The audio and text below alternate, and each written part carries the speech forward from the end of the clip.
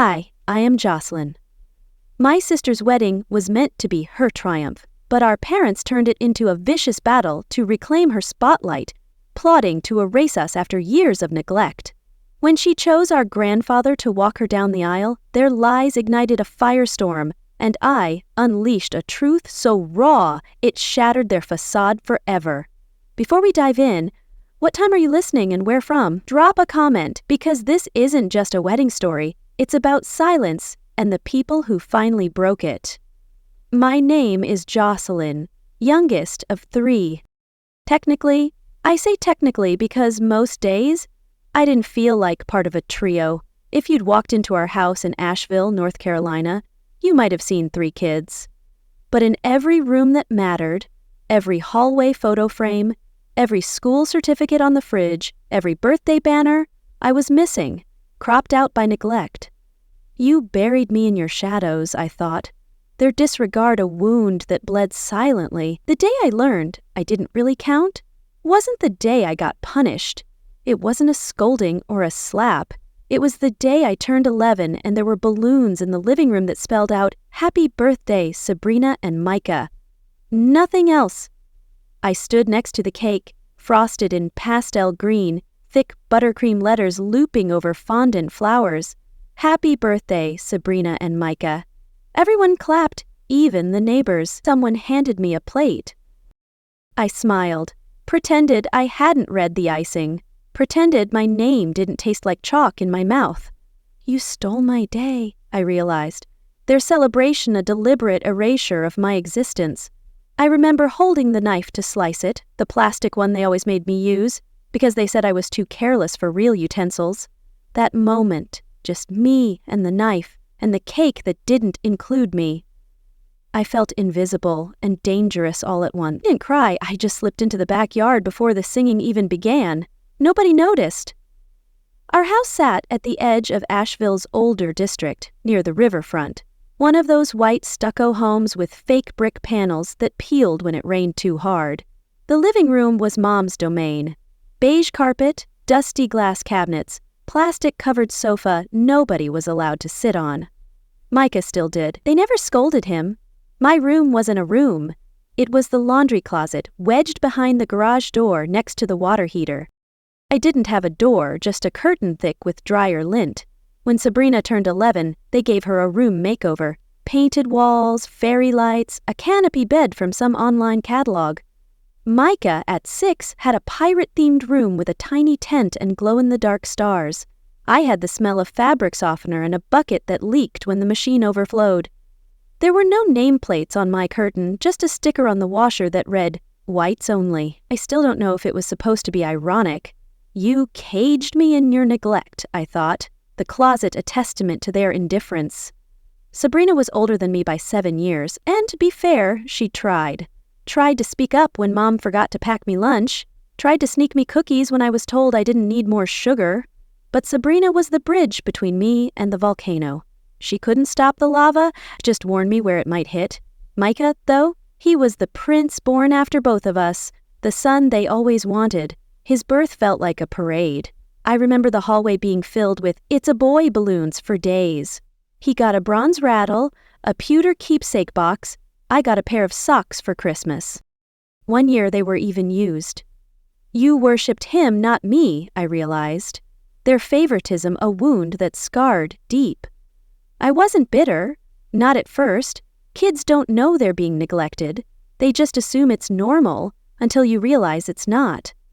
That 11th birthday, the one with the cake, I'd helped set up that party.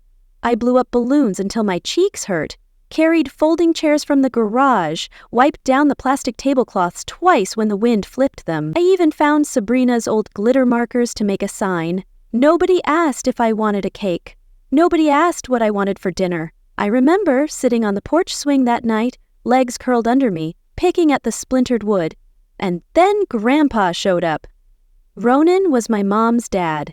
He wasn't invited to most family things, not because he was trouble, but because he asked too many questions about why I wasn't in the school play, why my grades didn't make the family group chat, why my name was always missing from cards. You saw the real me, I thought. his presence a beacon in their darkness. That night, he pulled up in his beat-up green truck.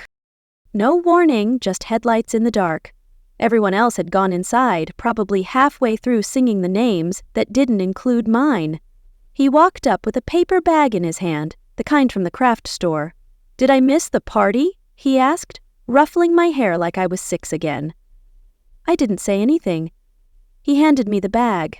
Inside was a handkerchief, ivory, soft, and neatly stitched in the corner with a blue iris, the kind you'd only notice if you looked close. "Pretty girls deserve something that lasts," he said. "You may not be on their cake, but you're never off my mind." "You gave me worth," I whispered silently, his gift a lifeline in my isolation. I looked at him for a long time, trying not to blink.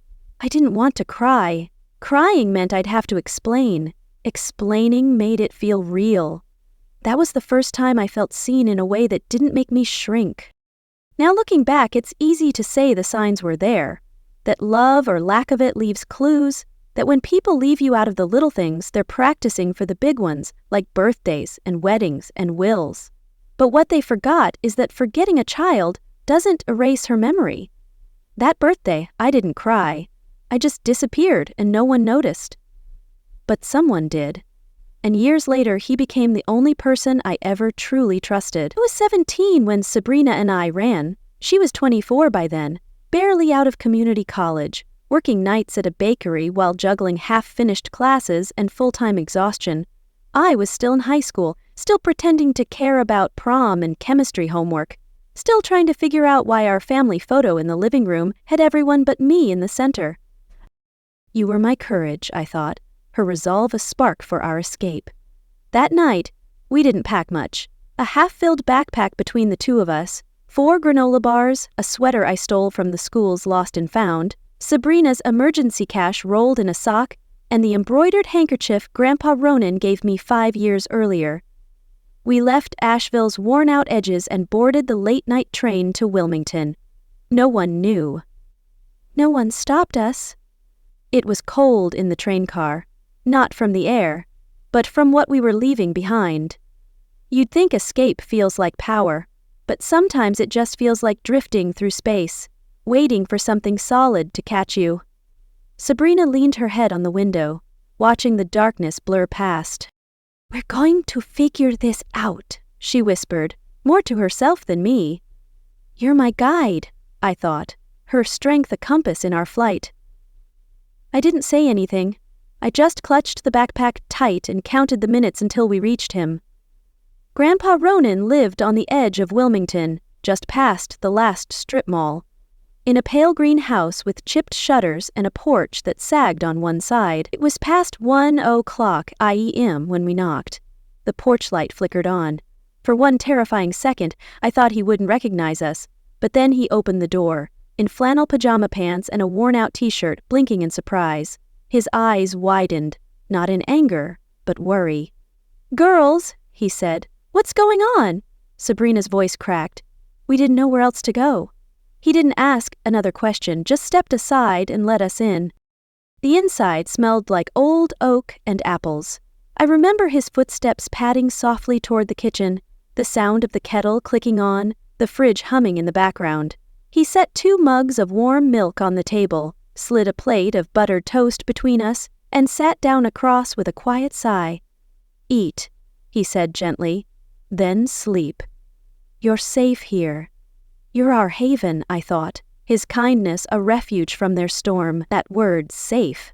It was the first time I'd heard it without flinching. We didn't say much that night, just sat there, sipped, listened to the ticking clock on the microwave. Sabrina's hand found mine under the table, and for the first time in years, I didn't pull away. When I went to bed, his guest room, warm with actual sheets and a lamp that worked, I looked at the ceiling fan spinning above me and cried for the first time in years. Not because I was scared, because I wasn't. Morning came with the sound of eggs cracking and bacon sizzling. It smelled like normal, like a life that wasn't dictated by who spoke first, or who needed to disappear. I was brushing my teeth in the hallway bathroom when I heard it. Tires on gravel. Then the front door slammed open. Where are they? Mom's voice, ice cold, furious. She didn't knock, didn't even pause. You're here to chain us again, I thought, her intrusion a violation of our sanctuary. Sabrina stepped out of the kitchen holding a spatula, stunned. I could hear Grandpa's chair scrape across the floor fast and sharp. He met them in the living room. Lila and Gideon stood like storm clouds, Dad's arms crossed. Mom's face flushed. You're hiding our daughters now, Lila snapped. Grandpa didn't blink. They're not hiding, they're resting. Gideon took a step forward. You don't get to keep them like pets, Ronan. We gave them a roof, we fed them. You controlled them, Grandpa snapped. His voice usually slow, patient, cut like a whip. You don't own your children, Gideon. They're not property, Lila hissed. They're minors. They belong at home. No, Grandpa said loud enough to shake the room. They belong somewhere. They're not punished for existing. You're our defender, I thought, his roar a shield against their tyranny. My toothbrush was still in my hand, dripping onto the floor. I stood frozen in the hallway, staring at the man I only knew as kind and quiet, now roaring like a lion in his own house. Gideon growled back. You're poisoning them against us. You did that yourselves, Grandpa said, and if you try to drag them back like this again, I swear on my wife's grave I'll call Child Protective Services. You want a case? I'll give them one. Silence. Dead. Something silence. Lila looked at him, then at Sabrina, and finally at me standing halfway down the hallway. Her lip curled, not in sadness, but insult. Ungrateful, she muttered. You both are. You're blaming us for your cruelty? I thought, her accusation of final betrayal. They left without another word. The door slammed behind them like a closing casket. The quiet afterward was heavier than the yelling. Sabrina sat back down, her hands shaking. Grandpa looked at us, then rubbed the back of his neck. You girls want to talk about it? We didn't. But we sat there for hours, ate cold eggs, replayed old hurts without saying them out loud. I think he understood anyway. I watched him that afternoon sweeping the porch, humming an old tune, and I realized something I hadn't known before. Adults could protect you. I just hadn't met one who would. That night, I started journaling. In an old notebook Sabrina had in her backpack, page after page, I wrote one sentence. He yelled for us. That became my lifeline, my secret weapon, my reminder that once, just once, someone stood between me and the storm. You gave me a voice, I wrote, his stand a spark for my rebellion.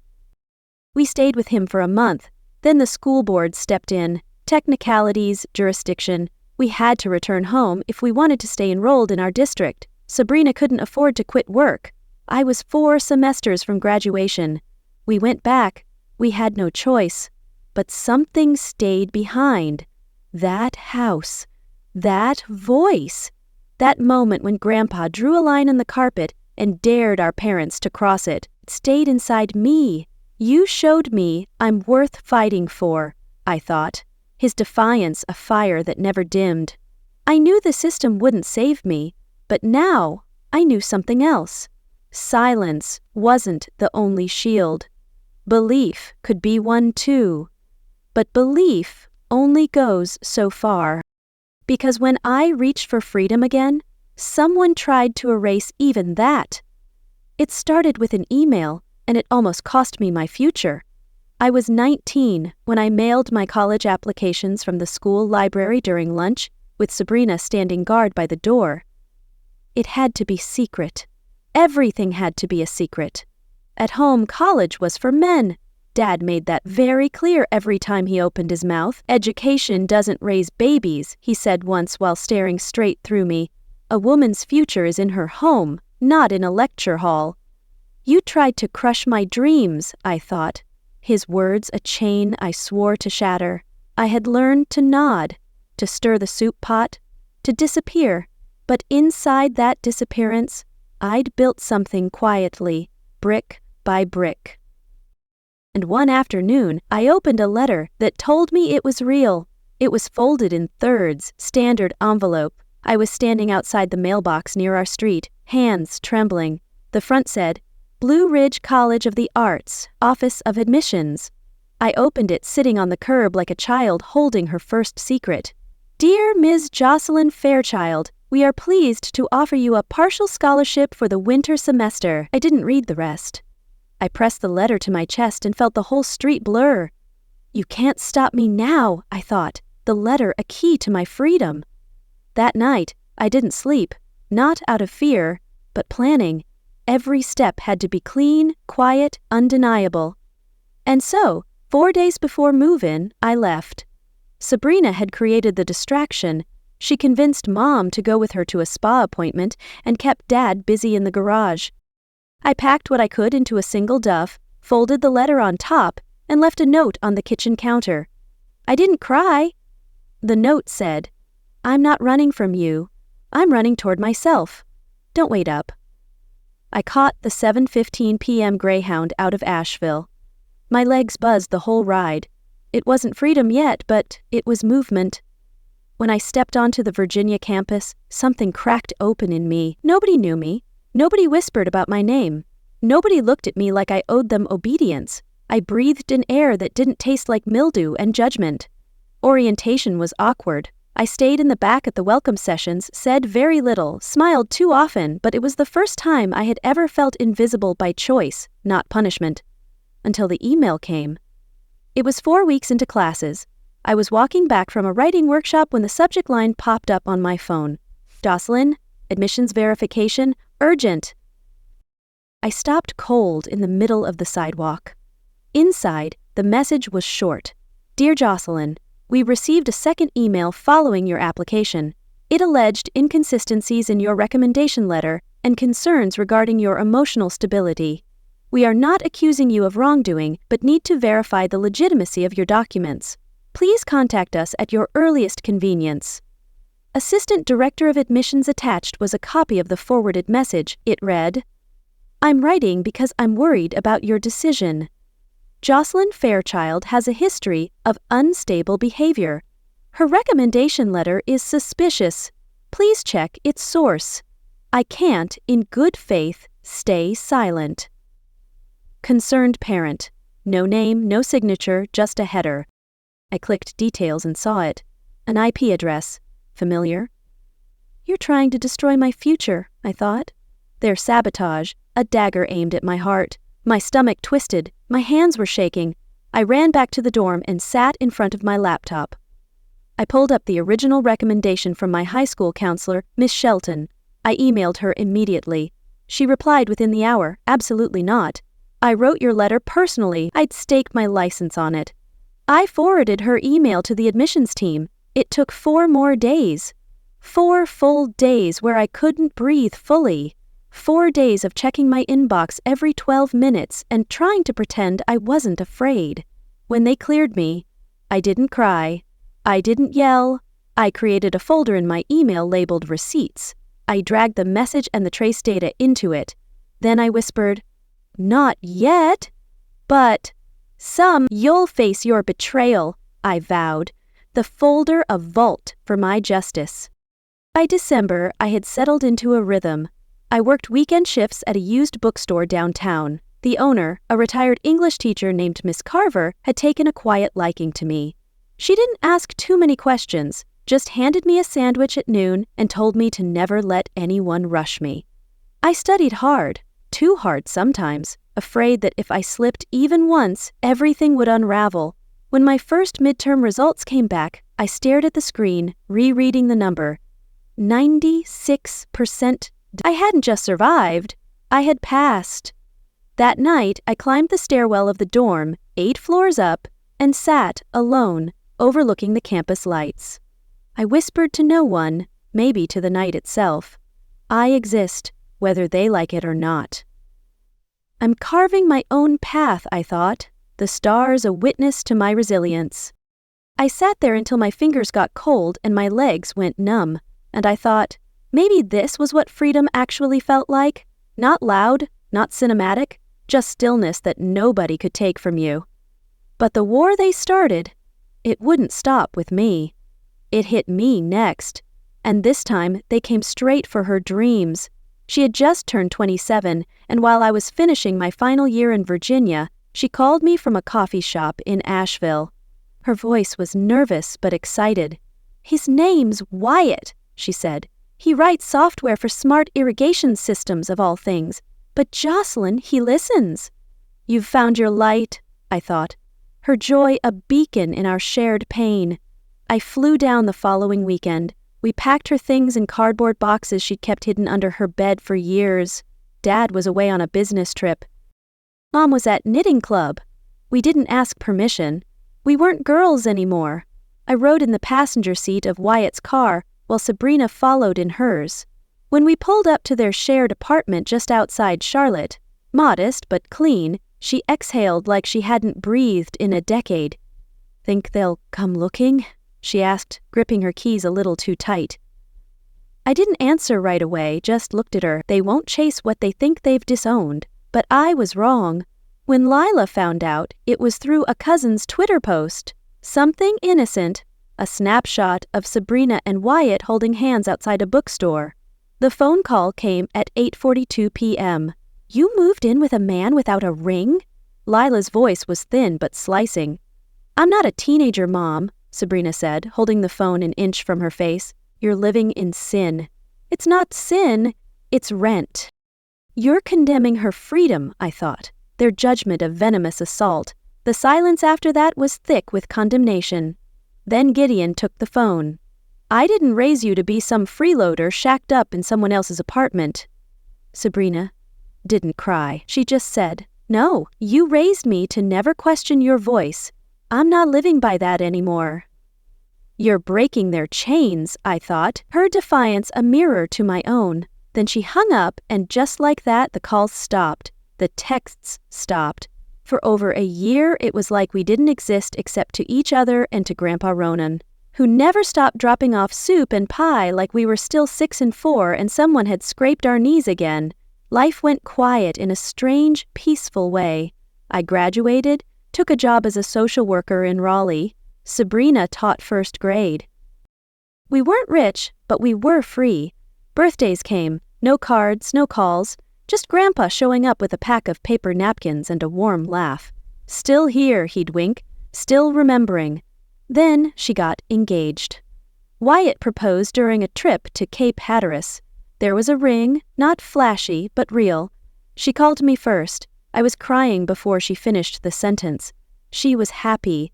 I could hear it, in the way her breath caught between syllables. "You've earned this joy," I thought, her happiness a victory over their cruelty. 4 weeks later, the phone rang again. It was Lila. "We're so thrilled. Can't wait to meet the fiancé. Let's set a dinner soon. No apology. No, we were wrong. Just a reset. Like nothing had happened. Like Sabrina hadn't sobbed herself sick at 26. Like I hadn't written a college essay about being erased.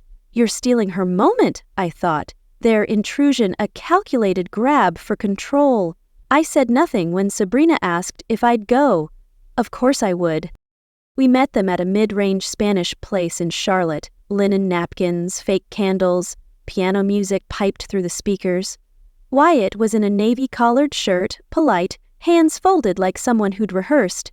Sabrina had curled her hair but left off makeup, as if not to give them more than they deserved. I wore black, always my safest armor. They hugged us all like nothing had happened. Lila even complimented Wyatt. Then came the tapas, the passive jabs, the real reason we were there. Gideon leaned in, smiling too wide. We should present a united front at the wedding.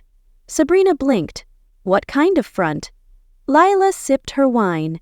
Just, a sense of family. We wouldn't want anyone thinking you had no parents. The words landed like a slap through velvet gloves. They weren't there to support her. They were there to reclaim her for show, to stitch their name into the fabric of her future as if it had never been scorched. You're hijacking her life, I thought, their smiles a facade for their greed. Sabrina clenched her jaw. Wyatt reached under the table and took her hand. I looked at Gideon, then Lila, and finally said quietly, "We'll take your thoughts into consideration." They both nodded like that was a win. I paused, then added, Like you took ours for 25 years. You've lost your grip, I declared, my words a quiet rebellion against their reign. It was quiet after that.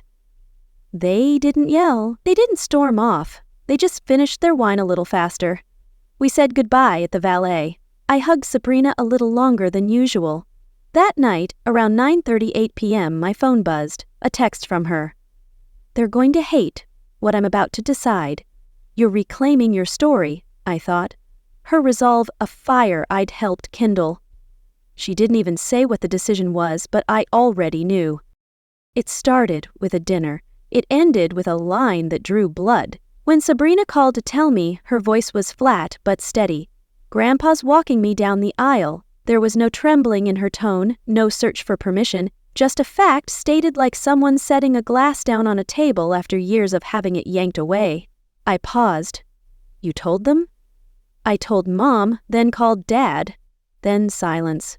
I didn't need to ask what that silence meant. They're plotting their revenge, I thought. Their quiet, a prelude to their wrath. 6 days later, Lila reached out. She wanted to host a reconciliation dinner. Her words, not mine. A chance to realign expectations before things get too far. The location, the family house. The one Sabrina hadn't stepped into in over 9 years. The one I left without turning back. Still, she said yes. Not for them. For closure. And me? I didn't go to protect her. I went to witness whatever trap they thought they'd laid. That evening we drove in near silence. Wyatt dropped us off at the end of the street, sensing the air was heavier than usual. Call me if anything, he said to Sabrina before kissing her forehead. The porch light was on when we approached, but the windows remained dim like the house was holding its breath. I glanced at Sabrina before we stepped in. Sometimes, I murmured, you don't walk into a house, you walk into a performance. Their comeback, I thought. The house a theater for their deception. Inside, Lila greeted us in a coral sweater set, smile plastered like a mask too tight for her face. Gideon stood beside her, arms crossed, nodding like a pastor at a sermon he didn't believe in. We were ushered into the dining room, the same oak table, the same scratch near the leg from when I tripped at 10. And on each place setting, a menu card. Dinner with the bride and groom. No names, just titles like props in a play they thought they could still direct. Sabrina's breath caught for a second. I could see it, the small falter in her step. But she sat. So did I. Lila poured wine. We're thrilled you're including us in this beautiful season of your life. You're lying to our faces, I thought. Her warmth a calculated performance. Sabrina didn't reply. Gideon cleared his throat. We know there's been miscommunication in the past. I raised an eyebrow. You mean the years of silence? He looked away. Dinner began. Baked shrimp, overcooked asparagus, conversation that dripped with false civility. Will the venue allow for a proper father-daughter entrance? Lila asked. Sabrina put down her fork. Grandpa's walking me down. That's been decided. You're defying their script, I thought. Her stand a spark of revolution. Lila blinked, smile tightening. Gideon leaned forward. We wouldn't want people to think... There's a rift. I looked at him. There is a rift. You just don't like that it's visible now. That was when I noticed it on the kitchen counter. Bridal sketch pad. The same floral border Sabrina had drawn herself. I stood up, walked over, flipped the page. There it was. The exact custom wedding dress sketch Sabrina submitted to a boutique 7 months ago. Her design, but the order confirmation clipped beside it. Lila's name for the bride, it read, per her mother's final approval. Sabrina stood too, joining me silently. You took my design, she said. Her voice was barely a whisper. I preserved it, Lila replied. It's tradition. A mother should help her daughter shine, Gideon added. It's not about control. It's about representation, family image. Sabrina stepped back, color draining from her face. You erased my name from the dress, from the dinner. What's next? My vows. You're stealing her soul, I thought. Their theft a desecration of her essence. I felt it boil in my chest. Not rage, something older, sharper. I looked Lila in the eye. You don't get to control this story anymore. Your reign is over, I declared, my voice a quiet thunder that shook the room. She blinked fast, as if the words had been a slap. Then Gideon slammed his palm against the table. The wineglass trembled. We're still your parents, and you will regret disrespecting us like this. I didn't raise my voice. I didn't flinch. I leaned in, elbows on the wood, looked him dead in the eye. Keep pushing, I said. And next time we won't show up with words. We didn't wait for dessert. We didn't say goodbye. Walking out, I looked back at that house one last time. They thought we'd leave shattered, but we left with fire. We're burning your lies to ash, I thought, our exit a blaze of defiance. And fire makes you do things you once swore you'd never do. For weeks after that dinner, Sabrina and I didn't speak a word to Lila or Gideon. Not a text, not a call, not even a forwarded meme. The air between us and them had been scorched clean. But silence, as I learned early, isn't always peace. Sometimes it's a pressure cooker. And this one was ticking. Sabrina spent her evenings curled on my couch with the wedding planner in her lap, flipping pages she barely. Wyatt tried to cheer her up, brought flowers, played guitar, offered to elope. But she wanted a wedding, not a war, just one day that was hers. They don't want to be part of my joy, she said one night, wiping her cheek. They want to rewrite it, just like always. They're jealous of your light, I thought, her pain a mirror to my own.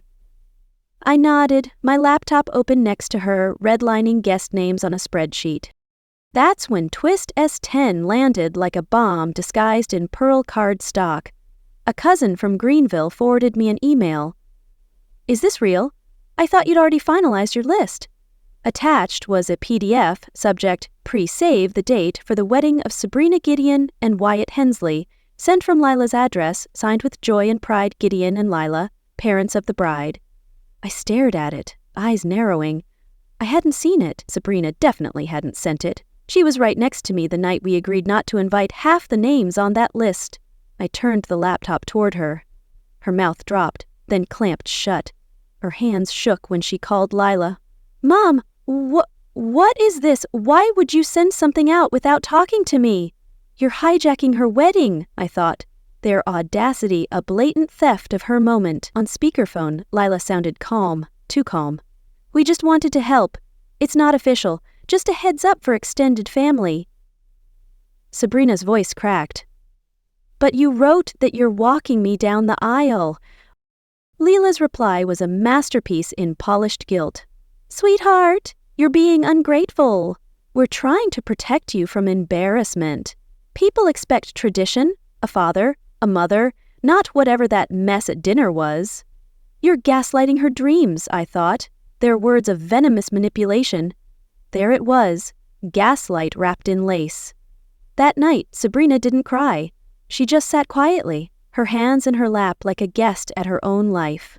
The next morning, Twist S11 dropped, and this time it came from someone who never lied to me. Grandpa called just as I was walking out of the grocery store. Did you know your parents used part of Grandma Elowin's legacy savings to buy Micah a new car? I stopped mid-step. Come again? They drained the joint trust account. It was meant for educational support for the girls, Elowin said. I checked, it's gone. The same week, Micah posted a new Lexus on Twitter. My stomach dropped. Later that night, I found the post. Micah leaning against the car like it was a trophy. Caption, my parents always knew I was worth the investment. I didn't feel rage. Not yet. I felt nothing. Then a cold click inside me. I screenshot the post, saved it in a folder labeled for later. Then I poured myself a glass of water, sat on the porch and stared into the trees behind our apartment. They stole from her grave, I said out loud and handed it to him with a bow. You've betrayed her memory, I thought. Their theft a desecration of her legacy. I didn't cry. Instead, I began drafting a formal letter, an account of financial misappropriation tied to the memorial trust. Not a lawsuit, not yet, just a record. Something that said, I see you and I am not looking away anymore. Then I called Sabrina into the kitchen. We sat at the table with the wedding planner between us, I showed her the new clause I'd added to the venue contract. Gideon and Lila Fairchild may attend as guests. They are not to be included in speeches, ceremonial walks, or familial acknowledgments of any kind. This is non-negotiable. She read it slowly, then again, and then she smiled. We're rewriting our truth, I thought. The clause a declaration of our independence. At night, she fell asleep on my couch again, guest list clutched in her hand like a map to freedom. I leaned down, pulled a blanket over her shoulders, and whispered. They had every chance to be kind. They chose control. And now we would choose silence but sharpened. It's funny how silence can look like surrender to the people who don't know what it costs you to hold it. To Lila and Gideon, our lack of response was weakness, an open gate, an invitation. But it wasn't. It was a setup. I'd learned that from watching them twist every argument into a performance, loud enough to distract, manipulative enough to confuse. So this time, Sabrina and I chose quiet, not because we didn't have anything to say, but because we wanted the next move to be unmistakable. We're setting their trap, I thought, our silence a bait for their lies. And it came, of course, in the form of optics. Twist S12 hit on a Monday morning. I was sipping coffee at my desk, filtering through unread emails when Sabrina's phone buzzed across the room. She picked it up, read something, and froze. Then, almost mechanically, she handed it to me. It was a message from Gideon, not to her, but to Wyatt. A direct message on Twitter. Hi, Wyatt. I know tensions are high, but I'm writing to you as the man of reason here. I hope you'll understand. We're not trying to control Sabrina. She's been emotionally unbalanced for years, and unfortunately her sister feeds that instability. We're just trying to save her from public embarrassment. Be the man. Protect her from herself. You're slandering us to steal her, I thought, their message a cowardly betrayal. I looked up. Sabrina's face was calm. Too calm. What are you going to do? I asked. She shrugged. Nothing. But later that evening, when Wyatt came over, he was already smiling. He tossed his keys in the bowl, leaned against the wall, and said simply, If that's the way her father talks behind her back, I'm glad I never invited him to speak in front of our guests. That's when Sabrina told me what Wyatt had replied. She knows exactly what she's doing. And if this is how you handle family, then I understand why she wants distance. You're our champion, I thought. His stand a fortress for her heart. He didn't just stand beside her. He stood for her. It was the first time I saw her shoulders truly relax in weeks. But peace didn't last long. Twist S13 came the following Friday. A cousin forwarded me a group chat screenshot from Twitter. The conversation had Lila in it, along with 3 other relatives. Lila had written, We did everything for those girls, raised them with love, sacrificed so much, and now they're using this wedding to humiliate us. It's heartbreaking. They've been led astray, especially by Jocelyn. She's always had a resentment problem. You're rewriting our pain, I thought. Their lies a desperate smear to save face. It stung, but I wasn't surprised. What did surprise me was the letter. Another cousin, a quieter one, the kind who still sent handwritten birthday cards, emailed me privately. Subject line, You should see this.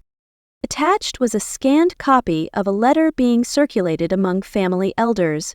It was a fabricated timeline of events claiming Sabrina had suffered a nervous breakdown years ago, ran away, and that Gideon and Lila had rescued her from destructive influences.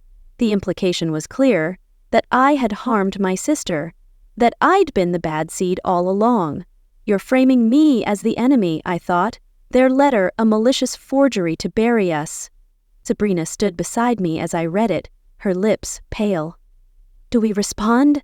She asked, voice trembling. I shook my head. No, we let them keep talking. It makes our silence louder, because when people lie that much, all you need to do is let the truth walk in without saying a word. So we turned our energy towards something that mattered. The ceremony. Grandpa Ronan arrived 4 weeks early. He didn't ask many questions. He just stepped into the suit store with Wyatt and me, let them take his measurements, and said softly to the tailor, I never walked my daughter down the aisle. I'll get it right this time. Later that night, I gave Sabrina a small ivory box. She opened it, and inside was the handkerchief Grandpa had given me when I was 11, embroidered with a blue iris in the corner. I think you should carry it, I said. You'll carry both of us that way. She didn't cry, she just held it to her chest, nodded once, and whispered, Thank you. We're honoring our bond, I thought, the handkerchief a symbol of our shared fight. That evening, as they practiced their steps in the backyard, Grandpa holding her arm with quiet dignity, I sat on the porch, notebook in my lap, listening to the rustle of leaves. And as they rehearsed their steps, I rehearsed the silence that would follow. The ceremony was perfect until they tried to hijack it at the last second. Guests were already seated in white folding chairs. Soft strings played from the small orchestra at the back of the garden. Late afternoon light filtered through the elms, painting everything in a golden hush. I could see Sabrina just behind the trellis. His posture was strong, steady, one hand holding her, the other clutching the embroidered handkerchief I hadn't seen in years. And then I saw it. Movement at the far end of the lawn. A clipboard, a woman in black, rushing toward me. The wedding planner, young, nervous, in flats too clean for reality, tugged gently on my sleeve. Hi, are you Jocelyn? She whispered. Yes, I replied, my gut already twisting. She glanced toward the crowd, lowered her voice further. We received this just a few minutes ago. Someone handed it to the ushers. It says the bride is unwell and that the parents will be escorting her instead. You're staging a coup, I thought. Their ploy a desperate grab for her spotlight. What? She held up a single printed sheet. No signature, no handwriting, just cold Times New Roman. Due to emotional concerns, Sabrina Fairchild will be escorted by her parents today. I didn't blink. Across the garden, Lila stood with a faint, pleasant smile, as if she'd merely paused for a breathe. Gideon was already a few steps closer to the aisle, straightening his jacket, eyes scanning the seated guests like a general before parade. Wyatt was standing now, his jaw tight, his fists clenched at his sides. The planner stammered, Do I stop them? No, I said calmly. I reached for the microphone clipped to the back of the arbor. I walked up, turned to face the crowd, and spoke clearly so every word would land where it needed to. My name is Jocelyn Fairchild. I am the bride's sister. That note was a forgery. This man, I turned to gesture toward Grandpa Ronan, will be walking her as he always has. You've lost this war, I declared, my voice a clarion call that shattered their lies. Silence, and not the kind that drifts softly over a garden. This silence struck. Chairs creaked slightly as guests turned. Gideon stopped mid-step, his expression freezing as if someone had hit him square in the chest. Lila reached out, touched his elbow. Just sit down, she murmured, trying to salvage the moment with a whisper and a half-smile. But there was no salvaging that. They turned around, returned to their seats. No one clapped, no one needed to. I walked to Sabrina and Grandpa, smoothed the handkerchief in his hand, looked at my sister's face, pale but fierce. You ready? She nodded, and then they walked. Twist S15 wasn't loud, it didn't shout.